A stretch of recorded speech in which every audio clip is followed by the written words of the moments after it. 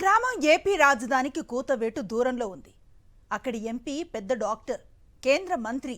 కానీ తురకపాలెం అనే ఆ గ్రామంలో 4 నెలలుగా అంతుపట్టని వ్యాధితో 45 మంది మరణించారు. అయినా పట్టించుకున్న దిక్కులేదు. ఆ జిల్లాకు 2 రాష్ట్ర మంత్రులు ఉన్నారు.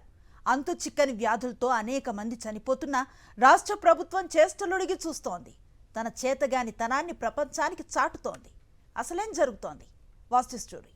ఏపీ రాష్ట్ర వ్యాప్తంగా సంచలనం సృష్టిస్తున్న గుంటూరు జిల్లా ప్రతిపాడు నియోజకవర్గంలోని తురకపాలెం వరుస మరణాలు కూటమి ప్రభుత్వ చేతకానితనాన్ని ఎత్తిచూపుతున్నాయి.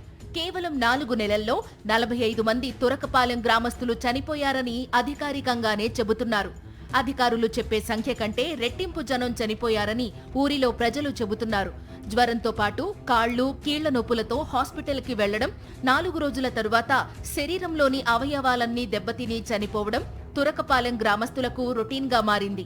వరుసగా మరణాలు సంభవిస్తున్నా ఎవరూ పట్టించుకోకుండా గ్రామ సమస్యను గాలికి వదిలేశారు. తురకపాలెం గ్రామంలో కనీసం ఏం జరుగుతుందో కూడా ప్రభుత్వం తెలుసుకోలేకపోయింది.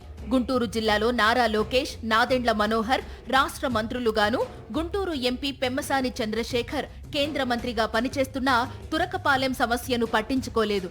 నెల రోజుల క్రితమే మంచినీళ్లు కలుషితం అవుతున్నాయని గ్రామస్తులు అధికారులకు వినతిపత్రం ఇచ్చినా పట్టించుకోలేదు. దీంతో పాటు గ్రామానికి చుట్టుపక్కల ఉన్న క్వారీల గుంతల నుంచి నీటిని సరఫరా చేయడంతో ఈ వరుస మరణాలు సంభవిస్తున్నాయని గ్రామస్తులు చెబుతున్నారు.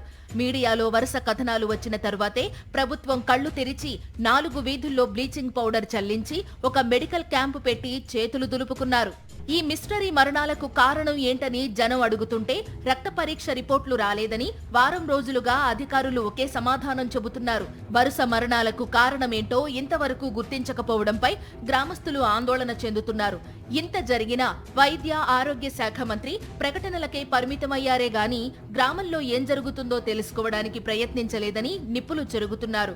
జిల్లాలో 2 రాష్ట్ర మంత్రులు, 1 కేంద్ర మంత్రి ఉన్నా ఉపయోగం ఏంటని నిలదీస్తున్నారు. ఎక్కువ మరణాలు ఎస్సీ కాలనీలోనే జరగడం అందరికీ ఆందోళన కలిగిస్తోంది. గతంలో వైఎస్ఆర్ హెల్త్ క్లినిక్ ఉన్నప్పుడు జ్వరం వచ్చిన వారిని వెంటనే గుర్తించి చికిత్స చేసేవారని, ఇప్పుడు జగన్ సీఎంగా ఉన్నప్పుడు ఏర్పాటు చేసిన హెల్త్ క్లినిక్స్ ను నిర్వీర్యం చేయడంతో చిన్న జ్వరం వచ్చినా గుంటూరు వెళ్లి చికిత్స చేయించుకోవాల్సిన పరిస్థితి ఏర్పడిందని గ్రామస్తులు ఆగ్రహిస్తున్నారు. జ్వరం వచ్చి హాస్పిటల్కి వెళితే శవంగా మారి ఊరికి వస్తున్నారని ఆవేదన వ్యక్తం చేస్తున్నారు.